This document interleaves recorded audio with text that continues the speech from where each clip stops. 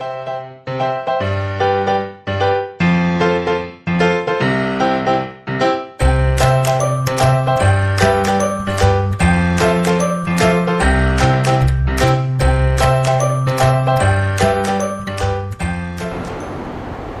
Students, और कैसे हो।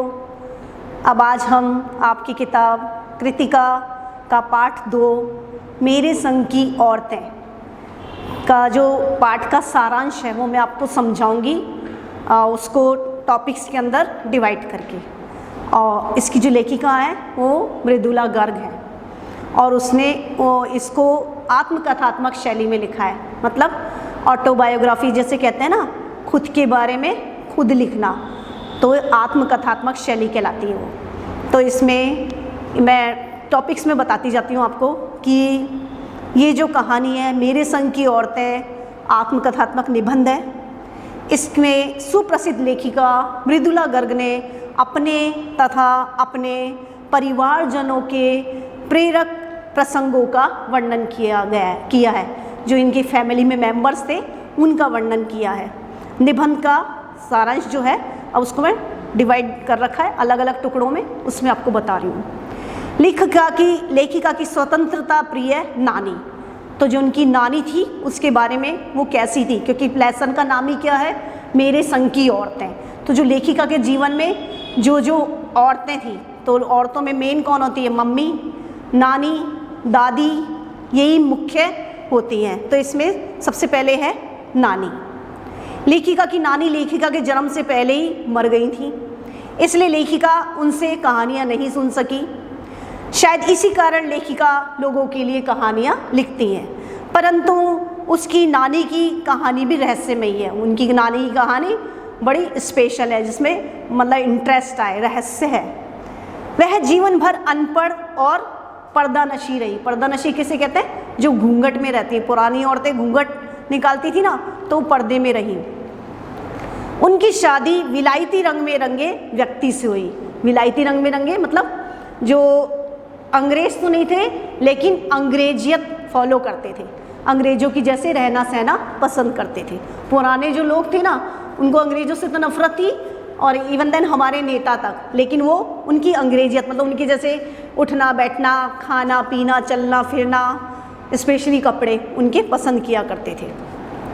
जब उनके पति कैम्ब्रिज विश्वविद्यालय में से बैरिस्ट्री पढ़कर आए, बैरिस्ट्री बोलते हैं वकालत को, और विलायती रहन सहन में रहने लगे, तब भी नानी अपने अनुसार ही जीवन जीती रही। मतलब पति देव तो अंग्रेजों के जैसे रहते थे, और नानी जो थी वो जैसे भारत की जो परंपरागत नारी है, जो पुराने समय में औरतें होती थी, घूंघट करके रहती थी, वैसे रहती रही। उन्होंने पति की जीवन शैली का कभी विरोध नहीं किया, परंतु जब उन्हें अपनी मौत नज़दीक लगने लगी तो उन्होंने पति से कहकर प्रसिद्ध क्रांतिकारी प्यारेलाल शर्मा को अपने घर बुलवाया। इस इच्छा से घर के सब लोग हक्के बक्के रह गए। अब जो औरत हमेशा घूंघट में रह रही है और वो कह रही है कि मुझे किसी आदमी से बात करनी है, वो भी प्रसिद्ध क्रांतिकारी से, को उन्होंने अपने घर पे बुलाया। नानी ने प्यारेलाल शर्मा को कहा कि उसकी लड़की के लिए होने वाला वर कोई क्रांतिकारी हो, अंग्रेज साहबों का फरमा बरदार ना हो। फरमा बरदार का मतलब होता है आज्ञाकारी होना, अंग्रेजों की जी हुजूरी करने वाला नहीं होना चाहिए, वो आपके जैसे देश के लिए लड़ने वाला होना चाहिए, क्रांतिकारी होना चाहिए। उसकी इस इच्छा से उसके आज़ाद ख्यालों का अनुभव सहज रूप से लगाया जा सकता है। मतलब रहती तो पर्दों में थी, घूंघट में, लेकिन ख्याल कितने आज़ाद थे कि वो गुलामी पसंद नहीं करती थी। इसके लिए क्रांतिकारी की तरह उनके लिए क्रांतिकारी की तरह अंकिंचन होकर जीना किसी दूसरे की तरह जीने से कहीं बेहतर था। बोले क्रांतिकारी एकदम निश्चित होके अपने जैसा उसका मन कहता है वैसे जीता है, तो वो किसी की गुलामी पसंद नहीं करती थी। अब है लेखक की माता का वैवाहिक जीवन कैसा था। लेखिका की माता की शादी एक पढ़े लिखे होनहार युवक से हुई। उसे आज़ादी के आंदोलन में भाग लेने के कारण ICS की परीक्षा में बैठने से रोक दिया गया था। नानी ने चाहा था ना कि क्रांतिकारी से शादी हो, तो उनकी माँ की क्रांतिकारी से शादी हुई। अब वो उनका वैवाहिक जीवन कैसा था उसके बारे में आपको बता रही हूँ। उसके पास पुश्तैनी धन भी नहीं था। पेरेंटल जो मिलता है ना हमें, उससे बोलते हैं पुश्तैनी, है ना। तो जो पेरेंटल जो संपत्ति हमें प्राप्त होती है उससे बोला जाता है पुश्तैनी धन, है ना। तो पुश्तैनी कुछ भी उसे मिला हुआ नहीं था। उसके पास इस प्रकार लेखिका की माता मजबूर होकर अपनी माँ और गांधी जी के ख्यालों को अपनाना पड़ा। इस प्रकार लेखिका की माता को मजबूर होकर अपनी माता के और गांधी जी के ख्यालों को अपनाना पड़ा। वे शरीर से इतनी दुबली थी कि उनके लिए खादी को संभालना दूभर होता था। खादी की साड़ी, जो गांधीवादी होते हैं उस समय में वो लोग खादी पहना करते थे, और आज भी कई लोग हैं जो गांधीवादी विचारधारा को फॉलो करते हैं तो वो खादी पहनते हैं। तो उस समय लेखिका को खादी की साड़ी पहननी पड़ती थी, और लेखिका बहुत दुबली पतली थी।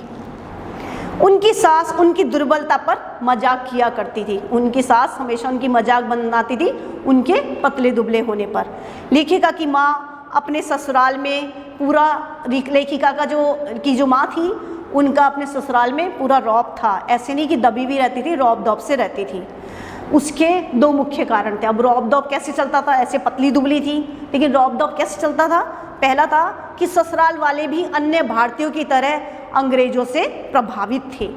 भले उनका लड़का खाली जेब क्रांति करता रहे, किंतु घर में दबदबा अंग्रेज भक्त ससुर का चलता था। जो अंग्रेजों के भक्त, इनके जो पिताजी थे वो अंग्रेजों के भक्त थे, एकदम विलायतियों की तरह रहते थे। तो राज भी अंग्रेजों का था, तो दबदबा भी अंग्रेजों का चलता था। तो ये अपने पिताजी के कारण इनका वहाँ पर ससुराल में रौब रहता था। ऐसी स्थिति में घर के एक सिरफिरे लड़के की क्रांतिकारी पत्नी का होना परी कथा सा रोमांच पैदा करता था कि मतलब वो जो लड़का तो है क्रांतिकारी और उसकी जो पत्नी है वो है एकदम अंग्रेजों के घर से, मतलब वो पिताजी अंग्रेज थे। तो इसका अजीब सा लगता था, जैसे कोई परी कथा हो उस तरीके से लगता था। दूसरा कारण क्या था कि लेखिका की माँ की शख्सियत बहुत प्रभावी थी। लेखिका की जो माँ थी उनकी जो शख्सियत होती है, पर्सनैलिटी को बोलते हैं, वो बड़ी प्रभावशाली थी। वे सुंदर, नाजुक, ईमानदार, निष्पक्ष तथा गैर दुनियादार थी। गैर दुनियादार, जिसको दुनियादारी की कोई नॉलेज नहीं हो, इसलिए कोई उन्हें घर के सामान्य काम काज भी करने को नहीं कहता था। उनकी तो सलाह भर ली जाती थी, काम वाम कुछ नहीं करती थी, है ना, बस उनकी सलाह ले ली जाती थी, जिसे पत्थर की लकीर की तरह निभाया जाता था। पत्थर की लकीर होना मुहावरा है, मतलब जो बात कह दी तो कह दी, उसको सबको मानना पड़ता था।